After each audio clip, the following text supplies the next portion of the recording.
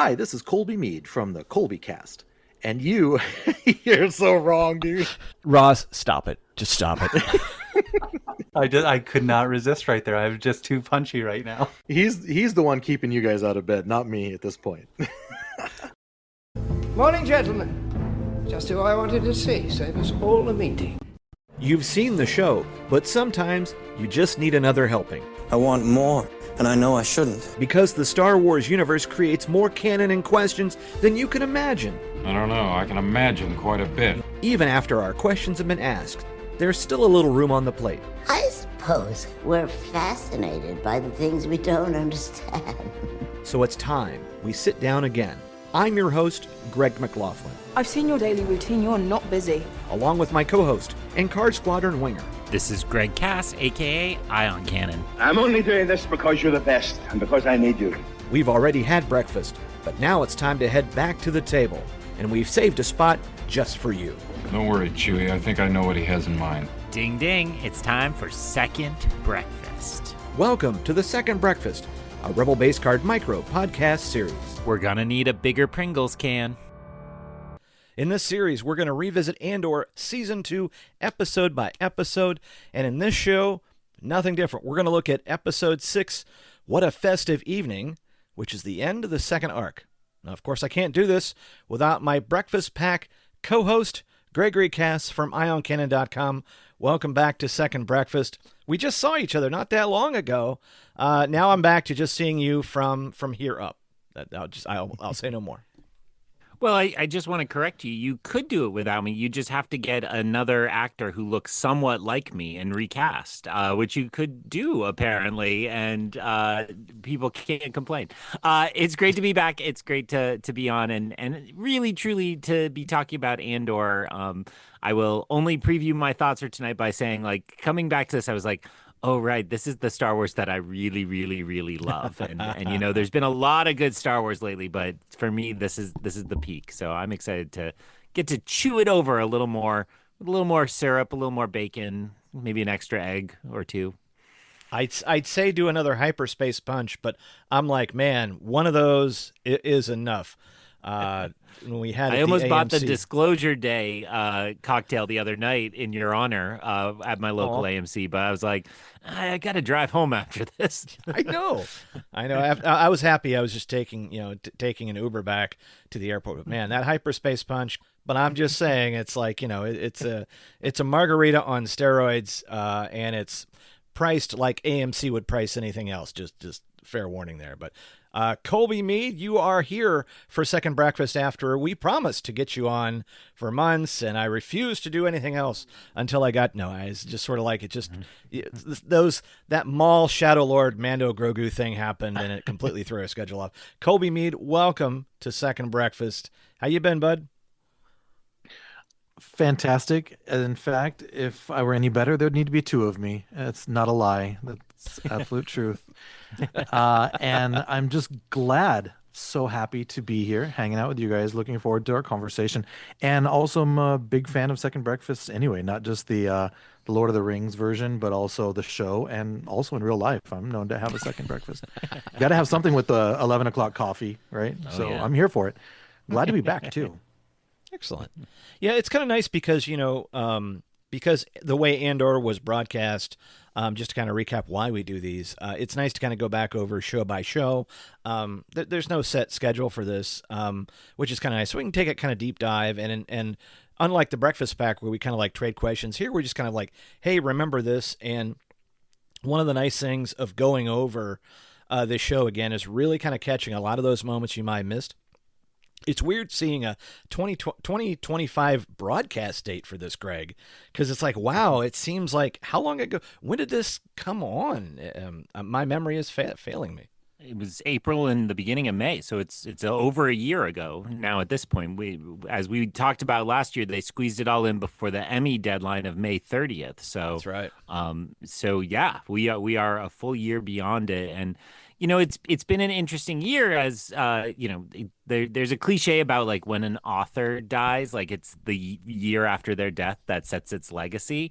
And Andor or some other show kind of has that too. It's like, are people still talking about it? And I think it's one of those ones that for whatever reason finally did break through. Maybe not by like June, July last year, but I knew a lot of like colleagues who aren't Star Wars fans who watched it in the fall because word had gotten out that the writing was really good and the storytelling was really good. So I think it's been a good year for it, and it bodes well for a longer legacy. Though I think maybe the disappointing part of that is a lot of us wanted a lot of awards for it, and it just didn't happen in terms of Emmys, Golden Globes. There's a little recognition, but I watched this episode again today, and I was like, there are so many actors here just doing phenomenal work, and it's a shame Diego Luna got recognized once or twice.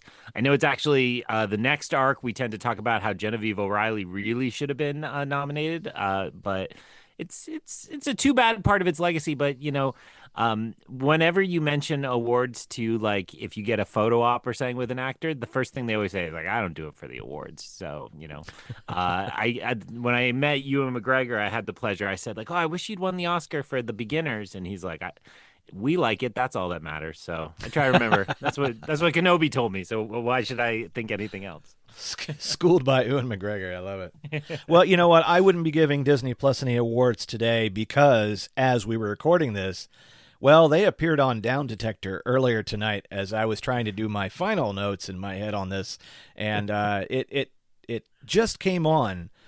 And I was able to kind of finish up milliseconds before this recording, but I was like, "Oh, come on, Disney Plus, not you two." But I'm sure that tomorrow we'll be reading about a denial of service attack or something. But I don't remember in all the times I've had Disney Plus, Greg and Colby, had it gone down for a good chunk of time. And gosh, was there another way to watch Andor? No. So I don't know.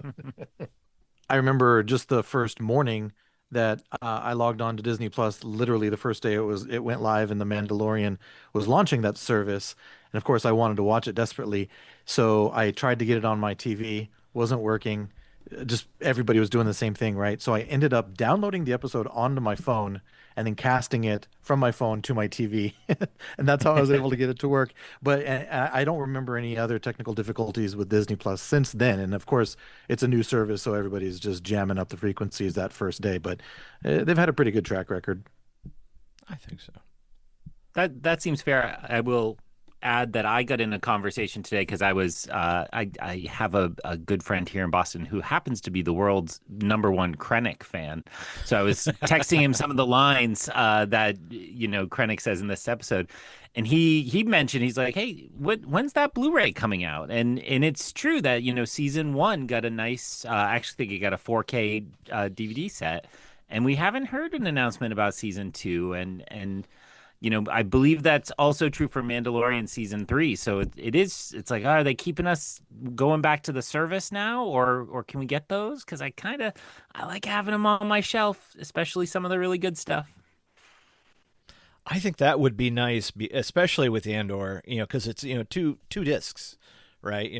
Or 2 seasons. You get that, so it'd be a nice one and done, and it would make not too early for those Christmas in July kind of deals, but anyway. But yeah, no, I'm surprised we even actually got Colby because we just finished the Stanley Cup Finals, and I know LA was not in them, but I had to know that the Stanley Cup Finals were definitely the talking points around the Mead table. How did it go for you? Just because we're going to be moving right into Andor, I promise, but I'm just saying. Yeah. They always are. The hockey is always a nonstop topic around the Mead household, and we actually enjoyed our conversation so much that we decided we were going to share it with everybody. So our last episode, literally just dropped today, was about 25 minutes of that is about the Stanley Cup final. Then we got to talk a little bit about the World Cup. We just did a whole sports ball episode, and it's always fun to talk to the boys about that because we do movies and TV so frequently. It's nice to sort of have a palate cleanser and talk about sports because it's a big part of our life away from the podcast anyway. So it's always nice. Yeah, but I was very happy because Gosh, I feel like I talk about teams that I hate way more than teams that I like. But maybe that's a sports thing. And the Las Vegas Golden Knights are one of those very, very high on the list of teams I can't stand. So thank you, Hurricanes. Thank you, Carolina Hurricanes, for doing the Lord's work and vanquishing them into oblivion. So yes, very happy with the outcome. And for those of us who are happier when the Canes were back in Hartford as Whalers, I would say that yes, I'm not unhappy to see them win. Although I liked it when they did their throwback Whalers uniforms this year. I thought that was pretty. It's always fun. That's always fun, yeah. But anyway, all right. So let's get into Second Breakfast. Unlike the speaking of the World Cup, I think for Second Breakfast, every time you see, oh gosh. Here's something that last thing on I promise on the World Cup, right? So everybody has probably at least seen some of it. So FIFA, you think when you want to think of the Empire as a large criminal organization, now I better not say that about FIFA. But what I would say is that every game, right, whenever they go to a replay, you see the big FIFA come on. And my friend now, it's a big gag because every day I'll get this like FIFA text message. So it's like we started thinking of like that'd be a heck of a drinking game. Every time the big FIFA logo comes in with like a replay, take a drink, or in our case, take a bite of breakfast. You'd run out of food and drink really fast. But I was going to say no organization is better than promoting themselves than FIFA, as I put together my sticker book. But anyway, there is no sticker book for Andor, Greg. There should be. There should be a sticker book for Andor, because wouldn't that be great? Just go along and put those in there. I should probably say, Colby, let's start with our guest. Little out of the habit on Second Breakfast, but I am curious where we would start. What is one thing, the first thing that are just passionate to talk about with What a Festive Eating? Because there is a lot of good stuff in this episode. What an episode. Really, what an episode, and what an arc. And I love the fact that you're doing this, guys, because it gives people an opportunity to go back and rewatch, because I can honestly tell you I had not rewatched Andor since the first 2 or 3 times I watch per episode when it's on its first run, right? But this gave me an opportunity not just to go back and watch this episode, but to go back and watch the whole arc. Because how are you going to watch one episode? You got to have that context, right, of the entire arc. And I really appreciated the ability to go do that, because what a reminder of what an exceptional show this is. Just exceptional on so many levels. And this episode is a great example of that. And I have like 3 really major things, and I was wondering like what am I going to bring up first? But I think what I'm going to do is just sort of talking about how exceptional this episode is from a structural standpoint, and I'm going to tie it to Tony Gilroy, because he's the guy behind the whole thing. And I understand that there's writers and the director, and they have a lot to do with exactly what we watch, but it all originates with Tony Gilroy. I recently watched a YouTube video of Tom Holland, Robert Pattinson, and Matt Damon, because now they're starting to do the Odyssey tour, right? And somebody decided to stick these guys in front of a camera and just let them talk to each other. It was such an interesting conversation, and I can't remember why it rolled around to this, but they started talking about the Bourne movies, the Jason Bourne movies, and Tom Holland asked he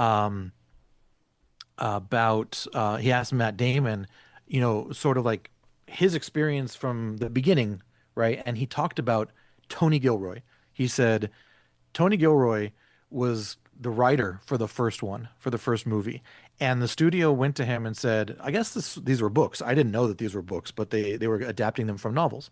And they went to Tony Gilroy and said, here's what we want to do. He said, basically what Tony Gilroy knew going into that was that it was a spy. He had no memory, but he could still use his skill set. And he said, okay, I got it. That's all he needed to know. And then he wrote the first movie. Right. So the man is just a brilliant mind and an excellent storyteller.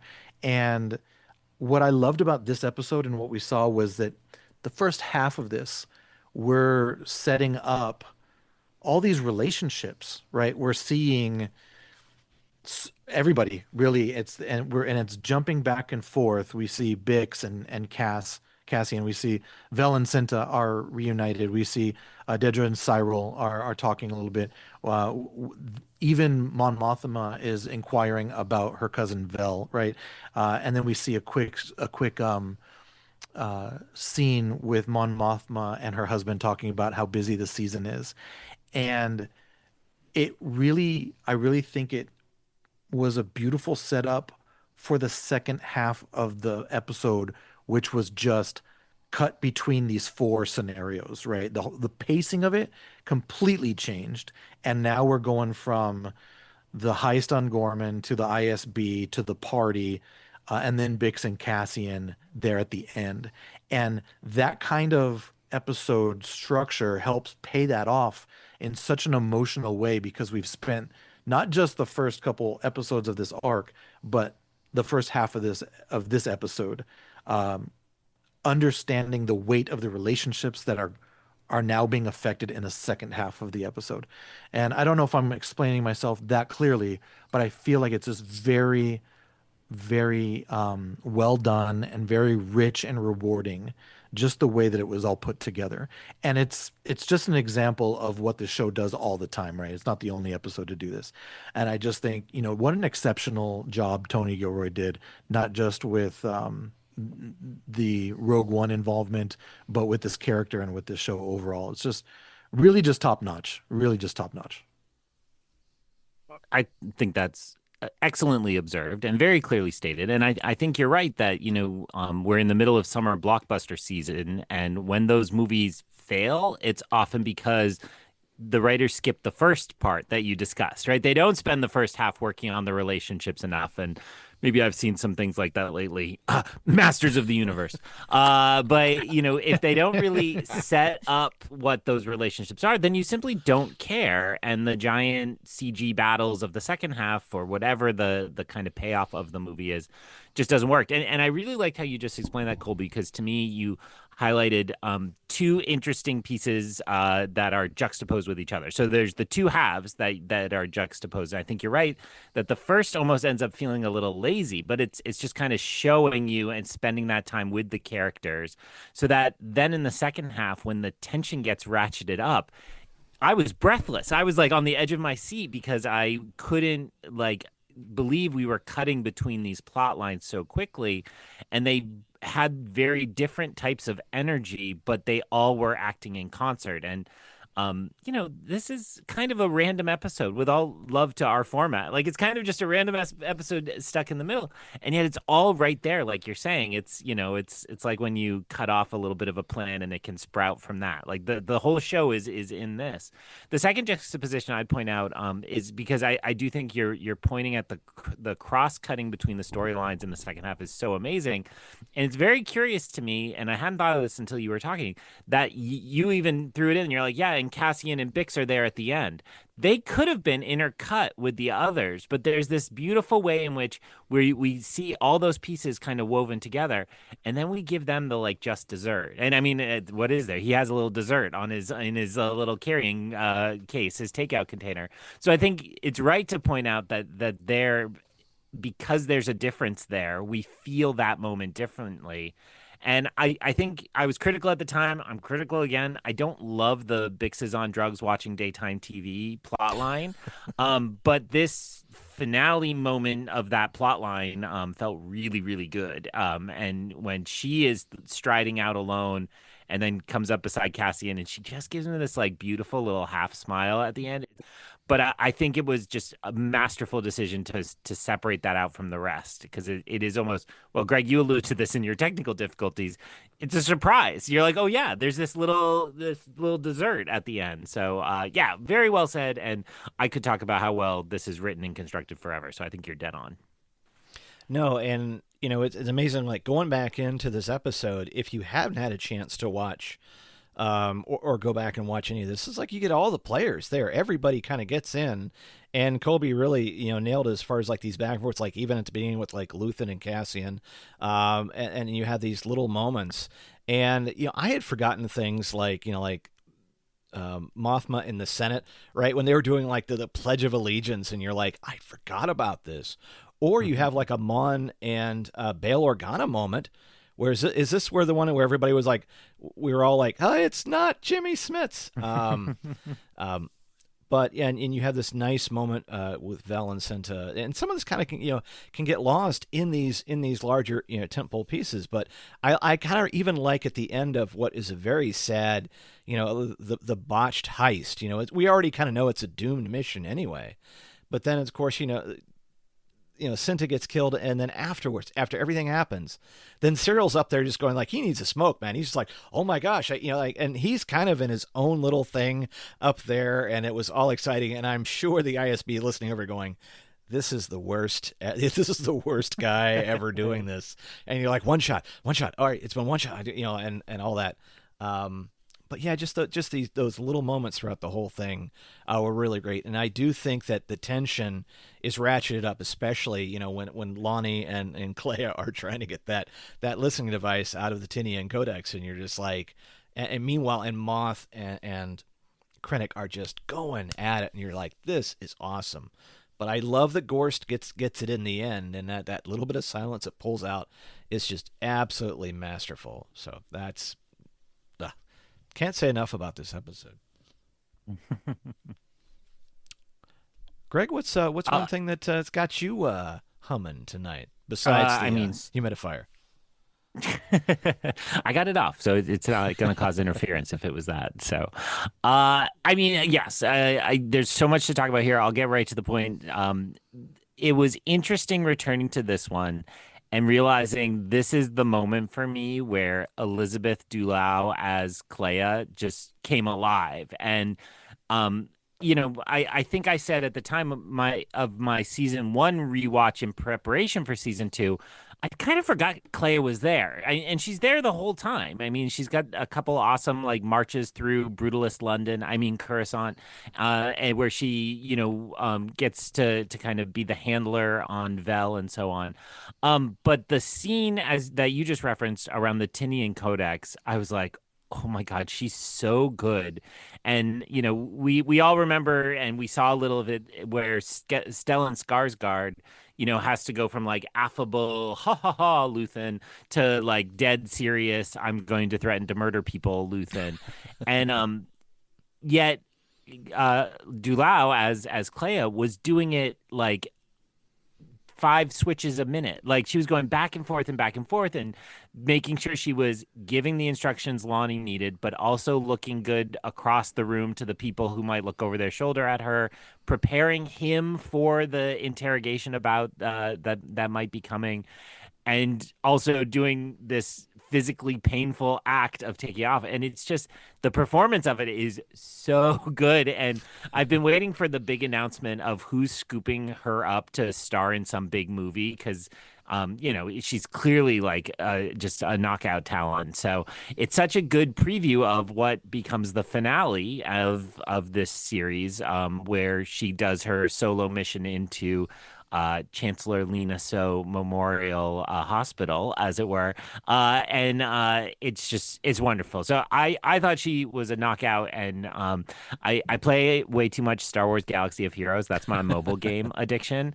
And I've been unlocking Clea. I'm like, it's worth it. All the hours I spend just in the slow grind of collecting crystal shards to beat character whatever's. I'm gonna have Clea soon. It'll all be worth it. That's so comforting to know that I'm not the only person that spends too much time on stupid mobile games, I should say. They have these goals. I need to get this goal. Yes. Somehow you never feel that fulfillment when you get them. You're like, oh, I'm still me. Oh. you reach the top of the mountain just to find, there's another mountain. I must climb it. She only gets better too in this show, right? She was a revelation in the first. I thought honestly, and I know a lot of people say she sort of flies under the radar in the first season, but she grabbed my attention in the first season, even in the limited screen time that she had, just because of the reasons you gave. She commands this. She has this presence, this smallish person, right? Especially in the world that she's in, not just physically speaking, but metaphorically as well. Like this massive rebellion that she's helping construct and control with Luthen, and yet you never feel like She never has a Luthen moment, right? Last episode, in episode 5, where he's going, I can't keep track of it all, right? She never has that. She never loses her cool in that way. She may be a little forceful in her tone at sometimes, like you were saying, when she's getting that listening device out, but I never feel like she's lost control whatsoever. I agree. And yeah, and that is an absolute credit to what's her first name? Elizabeth? Elizabeth, yeah. Elizabeth Dulau, yeah. So and to know that she just came out of acting school and into this role is just an incredible like parallel story along with all of the Star Wars stories that we love. One of the things that you, when you're talking about her specifically, sort of going back and forth between tones and the way she was speaking, two things. Before they get into that room, when they're actually in the larger party with the bar and whatnot, she approaches Lonnie and he's shocked to see her. And then she just like goes right up to him and starts tapping him like on the shoulder. And she's just like, don't worry, your friends are going to think we're just flirting. Like immediately she's like, I've got 4 plans set out. If one fails, I'm just going to enact another one. Just go for the ride with me here. Just trust me, right? And then she said, I believe she says something that is said, I think 3 or 4 other times in this episode, and it's on Gorman. Do what you're told. She says that to Lonnie in that room, and she's like, if you just do what I'm telling you to do, all of your worries are going to go away. Nothing is going to be a problem. Just do what you're told. And he pushes it back a little bit, but ultimately is smart enough to realize, okay, I am going to move to my left. And then as soon as he does, right, she switches from this, talking about the language and the touch and everything, and then move to your left. And when he finally does, boom, her face changes, her demeanor changes, and she's working on that key. She takes that key out, and yeah, just she definitely shines in this episode, and it's so great that she shines even more so in the 6 that are coming after this, because boy does she. I'm going to steal too. Having those later flashbacks, so you read that relationship between Luthen and Clea through those later, the things to come, also is really fascinating because this is maybe one of the times they're the most tense at the beginning, as you pointed out, Colby, in that opening setting up the relationship. But then it feels so great to watch them walk away from the party and know that they're like, it's like proud father and daughter, like it's that, but it's also colleagues, it's all those relationships at once. And maybe they should have gone back and assassinated Krennic, although I guess we don't get Luke Skywalker blowing up the Death Star if I don't know. Go ahead, Greg. Sorry to jump in sequence. My face hurts from smiling. No, it's still not. I would say, if you guys needed a break from Galaxy of Heroes, we could have used you in Star Wars Card Trader, because Ross won the BUNT Eve Classic this year with Rats Tyrell. As me, Daz, and Frank were too busy sabotaging each other, Ross got away scot-free. So I'm like, next year, for the BUNT Eve Classic, man, you guys got to get back in this app and help us out, because Ross is just going to hold it over us all year long. At any rate, so congratulations. Well, to Ross is the person that I want to be when I grow up. So congratulations to him. I was trying to figure out if that was a metaphor. Tattoo patterns out now, man. You got a lot of work to do. Yeah, I was trying to figure out if it's a metaphor for your friendship. You're all fighting, and Ross is just taking the high road or something. I'm not sure. We were all fighting amongst ourselves, and Ross took the BUNT Eve Classic. Yeah, I would say what a tour de force Clea was. And, it's just, I think it's one of those things where you kind of know where this is going, but it's just still done very well. It's like, they keep ratcheting up the tension. You figure they're going to get this thing out. She's going to get this thing out. But I really like how it's like, how could they have waited? Would anybody have kind of checked? But I also like the fact that when they cut back to that you're not really quite sure whether they've pulled the thing out or not. But it is kind of nice, because then Krennic's like, why do you like this piece so much?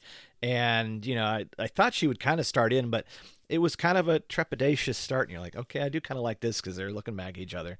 And then Lonnie kind of helps in, a great scene right there.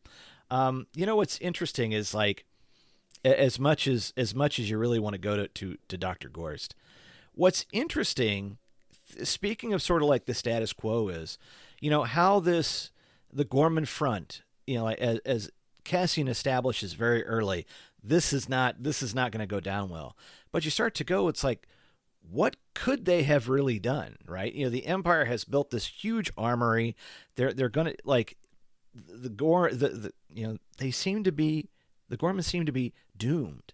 And so no matter what they do, no matter how good they are, no matter how naive and everything like that, and so you start to go, it's like, even when, they switch out, instead of Cassian, it's Vel and Cinta who are going to run this operation that everybody knows is going to happen and knows what's going to happen, but you go, when you kind of think about it, man, these folks were doomed from the start. It's really interesting how they kind of play that out. It ends incredibly poorly. We know it ends even worse, but what else could they have done? And I think that's nice that it's not really answered. I mean, maybe they started too late, but it's kind of funny because it's sort of like they're trying to bring this evidence to light that the Empire is working against them. And it's going to be all for naught, even though I think Luthen does have a point. It's like, if Gorman's in play, then that kind of moves things forward. But at the end, he'll let that whole place burn, because it's more than just them driving the Empire out and showing that certain factions of the Empire are not good. It's just it's just all going to go down. And one way, it's almost like Thanos. It's inevitable. It's interesting. That's kind of been interesting me since I'm going back and listening and watching this. I don't know if you guys have any comment on that or not. I can only comment that it was more emotional, I think, for me to watch this entire arc and see the Gore being manipulated and moved into spots on that chessboard, knowing what the next 3 episodes bring. Because I mean, the next arc, and I don't want to dismantle your structure here, guys, but the next arc, especially, I believe it was the 8th episode, when the Gorman massacre occurs. Boy, did it get me riled up. You can hear my whole rant on it on the Colby Cast, because I went full dad mode when I was talking to Caleb and Luke about that episode, and like, Andor is the first Star Wars product or story that has something to say the way that the first Star Wars had something to say. That was my idea, right? Like, and I still believe to this day it does. And there's other things. I'm not discounting what other things happen in the last 50 years of Star Wars, because it has a lot of important things to say. But you can't deny. George Lucas is on record. He's done interviews talking about how the rebels were the Viet Cong in that movie, and how the Empire was the United States of America. It was a Vietnam protest film. At least part of it was, right? It's in its DNA. And I feel like Andor just is very bold in its expressions of abuse of power and fascism. And that really comes to a head, I think, in that next series of episodes. But watching these 3 and just knowing what is waiting for the Gore, I found to be just so not emotional in the sense that it's evoking an emotional response, but almost just like this underlying dread and regret for what fate awaits all these people. And thinking specifically about the scene with Vel after Cinta is shot by that guy, and just how she gives it to him. And maybe you guys can help me. I don't remember what happens to him. I don't know if he survives the massacre or if he doesn't. No? Okay, so spoiler alert for those of you who are rewatching and have forgotten like me. Because in my mind, in my heart, I'm sitting there thinking to myself, please become something. Don't let this act be in vain and be worthless and nothing. Please learn from it and become something. And then, thanks, Greg. You just, I need to go drink something. I'm gonna mute my mic and have a little soft sob. But no, there's no crying in second breakfast, Colby. There's no crying. What a powerful show! Oh my gosh, yeah. I mean, I'm going to co-sign everything you said, and we should know we are since the last Second Breakfast, Tony Gilroy accepted his Peabody Award for this, which means this is a great act of journalism. Essentially, I mean, it honors storytelling that rises to that level, and so I think you're absolutely right to say everything you said, and I am less generous than you are, so I flip it around, and I use it as proof that Star Wars has always been political for the people who don't think this is good Star Wars because it's political or some such. But yeah, you're absolutely right. This is what George imagined it could be, and George's politics would have been exactly alongside this. It continues to amaze me that every time Tony Gilroy is asked, like, how are you so prescient? How did you do the Gorman massacre just before we saw, protests in fill in the blank, because we've had a few rounds of those protests, but primarily Minneapolis, I would say, within the last year. And he's like, I studied fascism. I studied the way it looks. And I think there's a good reminder of that here, where everything on Gorman is so coded in like French resistance, kind of, World War II era. And, Gilroy is clearly a big fan of the films and the books that represent that time period in world history. And Greg, when you pointed out the Luthen quote about how, like, well, wouldn't it be great if the fire spreads to Gore?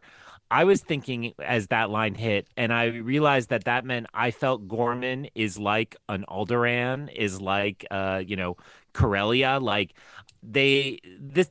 it wasn't technically new for this series. The Gorm and the Gorman massacre had existed, but it didn't literally exist. We hadn't seen it. We just knew of that kind of name and the people.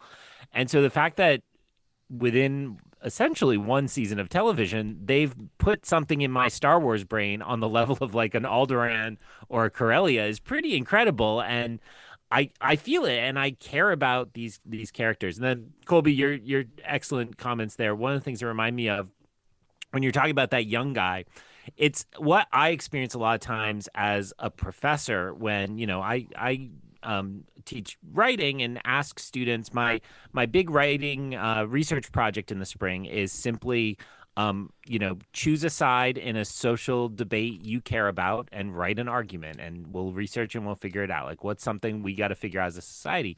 And in students, you see the enthusiasm of that guy, right? The guy who's like, we just got to do it, and we just can do it. And as a teacher, it's so hard because all I want to do is like throw a little kindling on that fire. Like, yes, go change the world and go do it.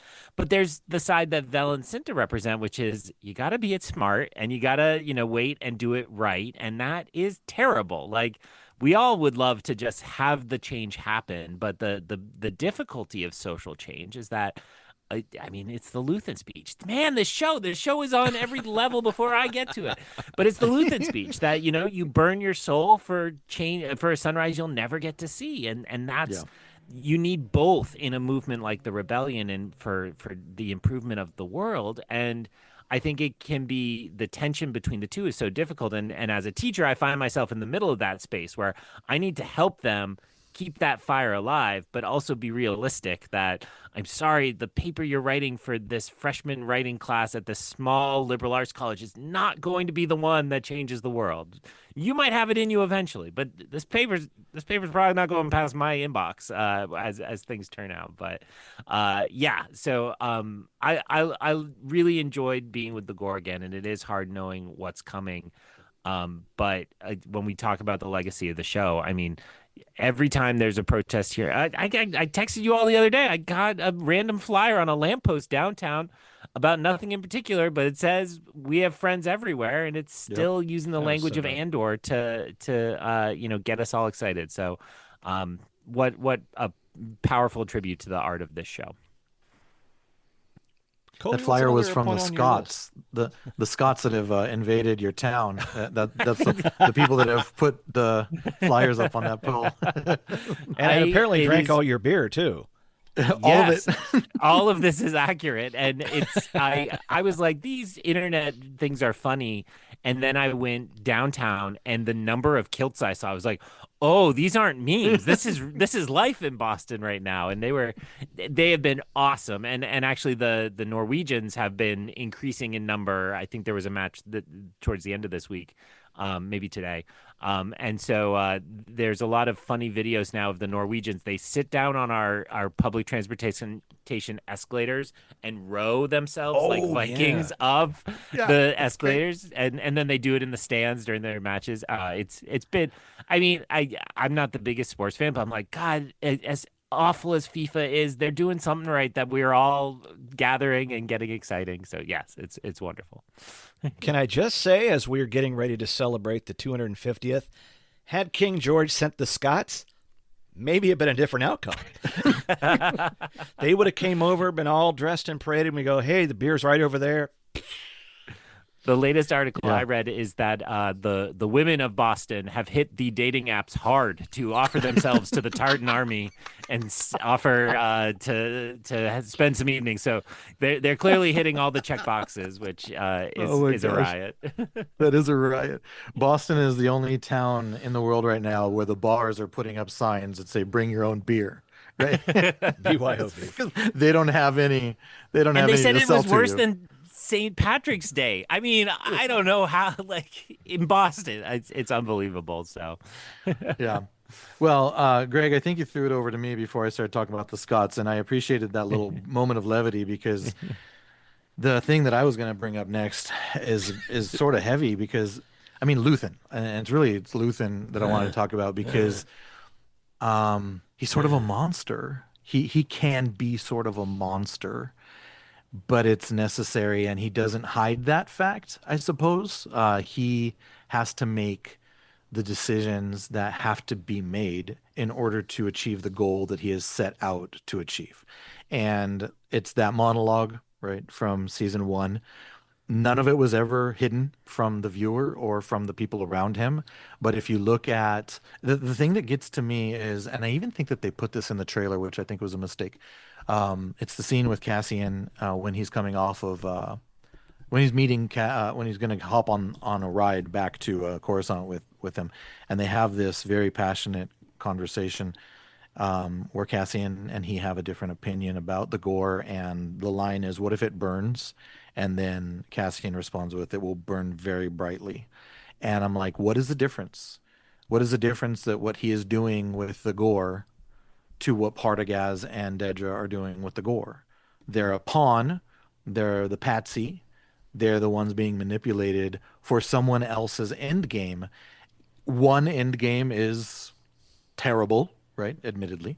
The other one is not terrible. And it really, to me, made me think about the difficult decisions that every single character in this show has to make along the way.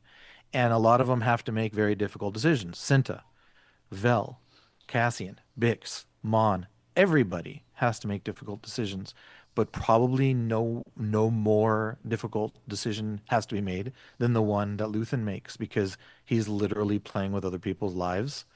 And what I think is scary and a little monstrous about it is that he's okay with that, right? And he's resigned himself to that. And what kind of a person has to come to that point? Well, you do see him sort of like, like he is showing a very a side, like I think the previous episode where he's like, I'm drowning in information, where it's getting to him. He's still, he still has that, it will burn very brightly.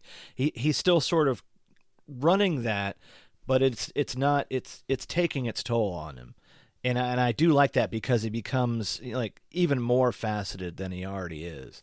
And so I do kind of like the fact, and I think what's brilliant is how Clea's portion of their operation kind of takes over, and then she has that great moment as we get into the second 2 arcs. But it kind of goes back to season 1 and him and Saw Gerrera and as they're letting that one team of rebels, basically get burned, and let's call it whoa. It's terrible Saw Gerrera, but it's what a fascinating character, and I think the whole season as we were doing it, we're like, all right, at some point he's going to get popped. How is it going to happen? We don't know, but that is yet to come. Greg?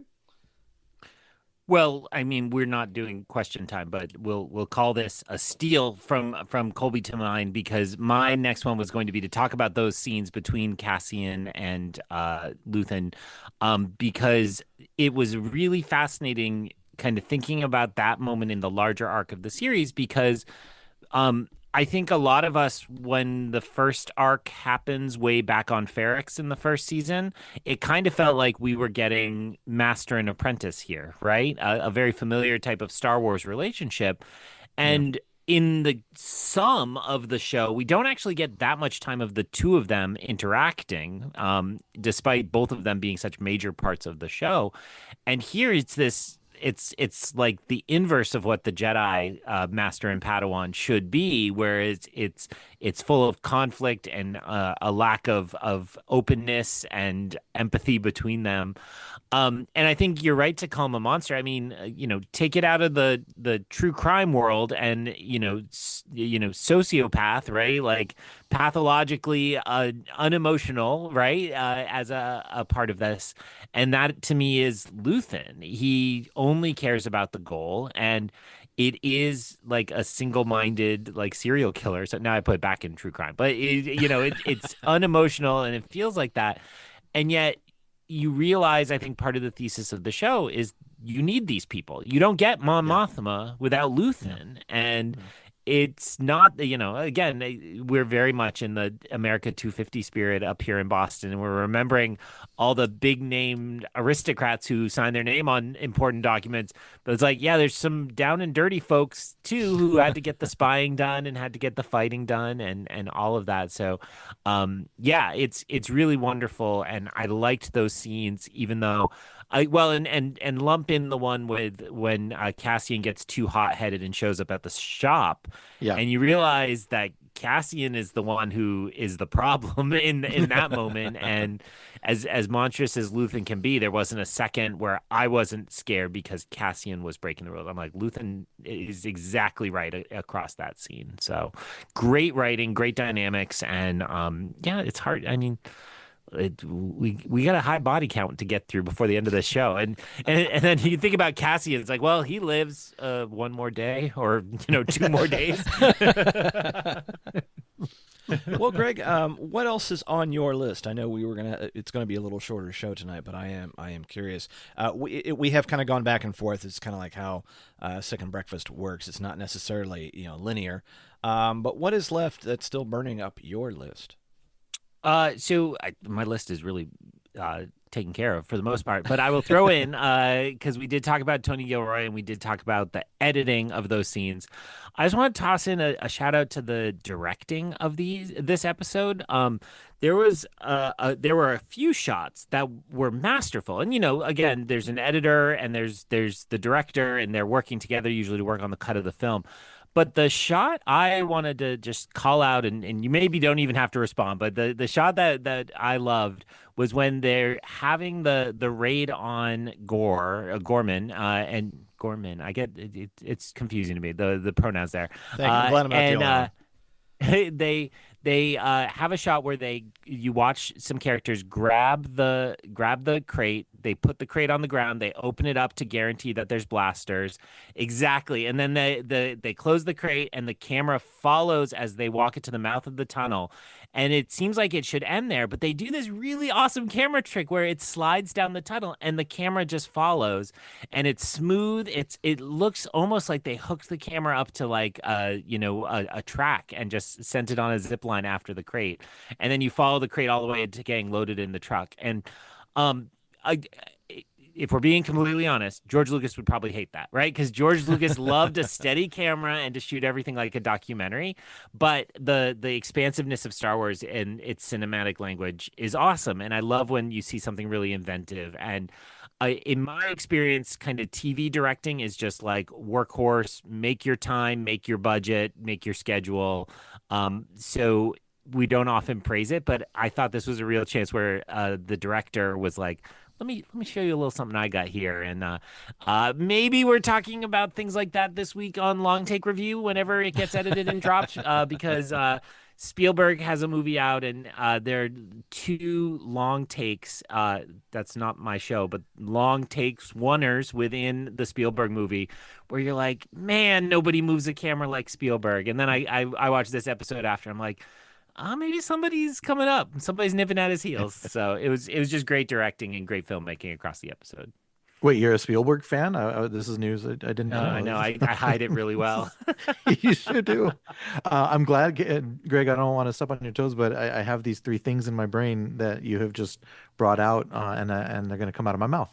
The first shot you're talking about, you mentioned the Bix shot with Cassian, and after the Dr. Gorst.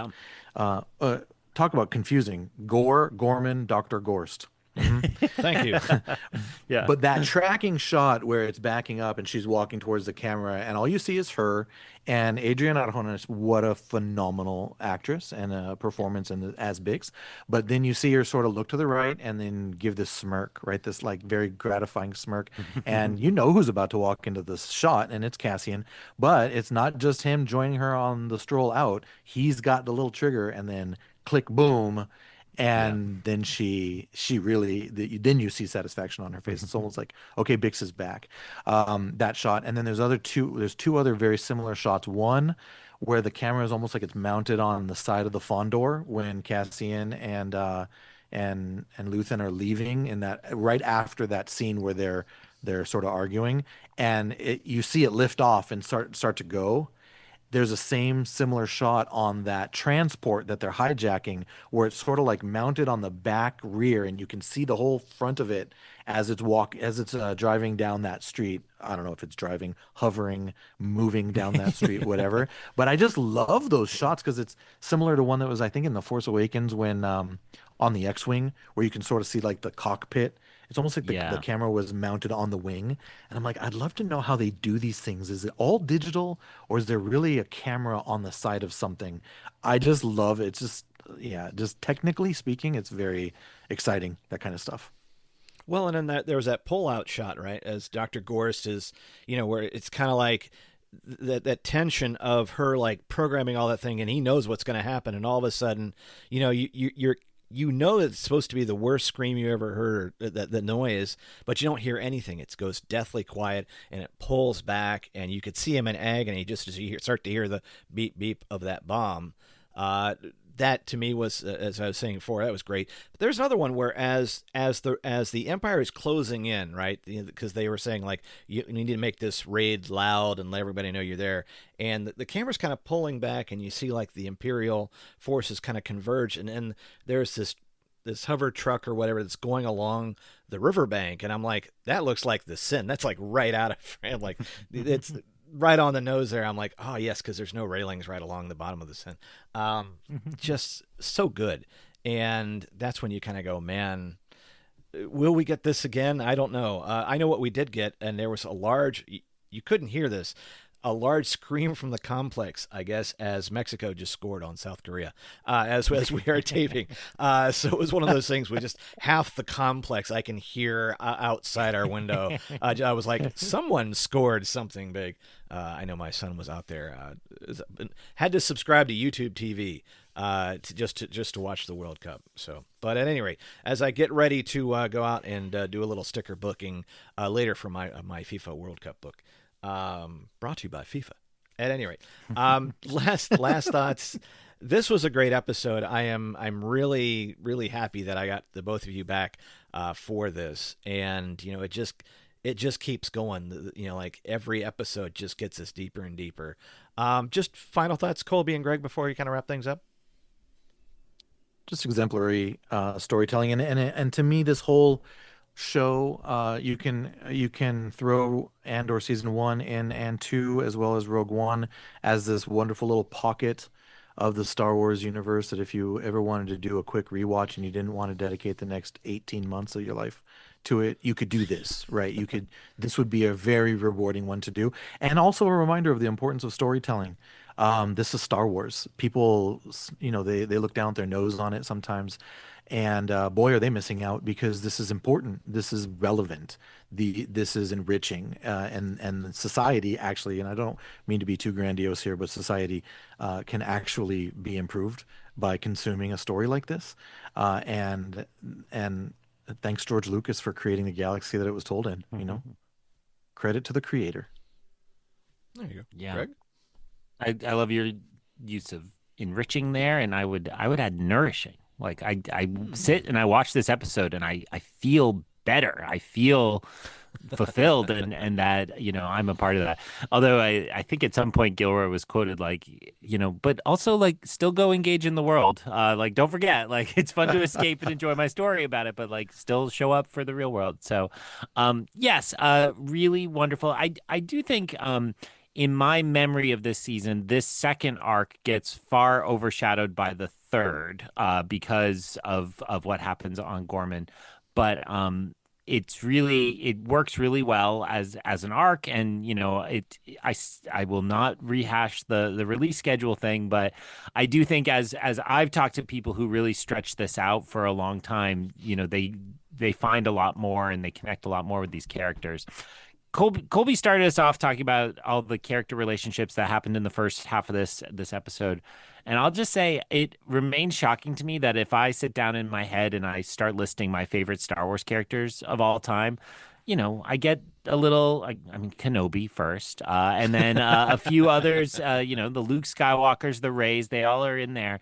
But then it's like, man, but I got to get Luthen in that list, and I got to get Mon Mothma, and I think Clea should be on that list, and well, Cassian's got to be on that list, and as Colby just said, Bix is incredible, and like you're like, well, I can't forget. Now I've forgotten his name, the buddy from Ferrix, Brasso, the big guy. Brasso, sorry. It's like I can't forget him, and it's like all of a sudden my list of top 20 Star Wars characters is like 11 Andor, which is just crazy, and I have no doubt some people would think I'm committable for that offense, but I'll take it. So great to talk about it again. Great to have an expert like Colby on the line. And Greg, you're here too. No, I'm just kidding. I'm just kidding. Hey, by the way, and I know you guys will be talking about it on a future long take review. The actor who is Brasso, he's got a role coming up pretty soon. I was dropping off the wife to work this morning, crack of dawn, but all of a sudden I heard somebody talk about him. I'm like, oh, cool. He's going to be in something. He's not going to be a good guy, but let him chew up scenery. It might be. Is it House of the Dragon? It might be. I think he might be in there. So anyway, we'll have to leave that for another day, because I know that's something that the Colbycast might be talking about, because I know that you guys have altered your schedule. But before we go, I want to make sure, Colby, if you wouldn't mind just telling us, while Greg is furiously looking up where Brasso will appear next, can you tell us where we can find you and the Colbycast goodness? All of the finest podcatchers of your choice, just like you can find the Rebel Base card on all of them, and all of Greg, your 18 podcasts that you are currently recording. Or is it 19? Have you made it to 20? Yeah. You have the best gig, though, because you contribute to all these podcasts. You don't have to do any of the editing. I mean, so maybe. easy. Oh my gosh! Show up and be good, man. That's all he has to do. And you do you support with the with the marketing of them. It's phenomenal. You guys do a phenomenal job, and I love the fact that you keep on inviting me back, and it's always going to be a yes, because I really enjoy talking to both of you. You contribute to this fandom in ways that honestly don't think any of us are really going to understand fully, because you guys are just the cream of the crop. You rise to the top. But I thought you were saying we were the Luthens. We were the. We'll be gone before the fandom. Yeah, the good part of Luthen. The good part of Luthen. But yeah, Colbycast, Caleb and Luke are continuing to join me on a weekly basis, and I can't really express my appreciation for them to do so, because we talk about movies, we talk about TV. We have gotten away from the episode by episode recaps that we had been doing for a long time, just because we don't all watch the same TV shows at the same time. So once we get to a point where we can talk about maybe half a season or a full season, then we go and dive into a TV show. But we've also started to take turns choosing old movies or current movies and watching them and then talking about those. So we've gotten to talk about stuff like The Shawshank Redemption and Tom Hanks's Big and One Battle After Another. Some movies that maybe wouldn't have hit my radar had it not been for our rotating wheel of choosing. And it's just a lot of fun to sit, for me, it's selfishly a lot of fun to sit there and talk to my boys who are in their 20s and hear their perspective on things that I enjoy, and we enjoy sharing it with everybody. So yeah, thank you for giving me the opportunity to talk a little bit about it. Wonderful, wonderful. Greg? Thank you for being here, Colby, and of course for your kind words, and of course, Greg. Always a pleasure to podcast with you as well. My joking from a moment ago aside, fully. And I want to say, I thought the most recent Colby cast I listened to had Frank Mulder on it as you unpacked Mando and Grogu a little bit more. And that was great. I know you and I are in agreement that movie didn't get the best shake from the fandom community and deserved kind of more careful consideration in some areas. So I thought you all did an excellent job with that. And I do have the Shawshank Redemption episode racked up, which, I guess we all kind of love from cable over the years. Like, it was just a mainstay of TNT for like a decade. So, but I do love that one. Most recently on Long Take Review, I was very proud. I designed a Spielberg draft where we had Anthony King from Force Ghost Conversations on, and we had 6 categories of Spielberg movies and collaborators to pick, and we each had to assemble a team. And I think it's like a 3.5-hour podcast, but it's full of really good times until it's very late at night, and both Anthony and I think fall asleep. But no, not at all. It was a really good time. And then, as I said, there is a new Spielberg movie in theaters, which is just a blessing and is wonderful. So Disclosure Day, our episode should be up by this weekend, and I think it's another 3-hour one. As PT or Jen recently said, we don't call it the short take, so we just we get the run times up there. So, and then the other thing I just want to plug is I promised sometime during Mall Shadow Lord that I would actually start writing on my blog again, and I have. Ooh. So there are 2 entries up on ioncanon.com from within the last month, and I always appreciate people who pop on and give it a read. So one is about Star Wars fandom and Mandalorian and Grogu, and then the second is my Disclosure Day thoughts, which I committed to writing before I let my co-host fight me about them. So it's helpful. Well, I'm telling you, I mean, you're the ones that are able to get Mary from Florida to West Virginia. I think if you did a long take and you had Anthony just one Force Ghost, yeah, you pretty much have you get nearly all the way there. And lastly, our Joplin Sibtain, the actor who plays Brasso, will play Sir Bold John Roxton. He's going to be on Team Green, unfortunately, but he will be appearing in this season of House of the Dragon, which premieres on Sunday on HBO. I cannot wait myself, I know. But anyway, be someone seen with someone we know. He's not on Team Black. I'm Team Black on House of the Dragon. I don't know about y'all, but is anybody on Team Green? I don't know. Why would you be on Team Green? You have a point. But I certainly wasn't on the winning team for the BUNT Eve Classic. But if you have questions and comments, not about either of those two things, but about Andor Season 2, Episode 6, you can find me on the socials at X, Instagram, Facebook, Threads, Blue Sky, and Substack at Rebel Base Card. And on any of the Topps digital apps, I'm at Cornfed Tech. All right. We have got to get out of there. Second breakfast is over. I want to thank my guests, both Greg Cast and Colby Mead. This was a fun one, short one, but that's the way Second Breakfast goes. All right, we'll be back on Second Breakfast. We're going to take care of the third arc. We'll start with episode 7, to announced TBA.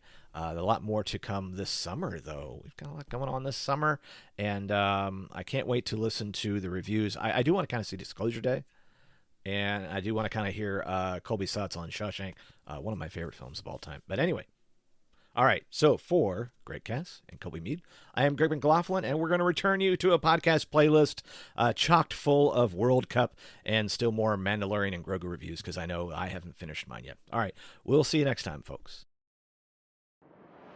This podcast is not affiliated in any way with Topps, Disney, or Star Wars, nor is it endorsed by Disney or Lucasfilm, and is intended for entertainment and informational purposes only.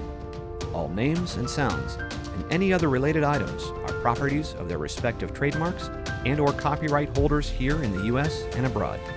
The official Star Wars website can be found at www.starwars.com. That's it.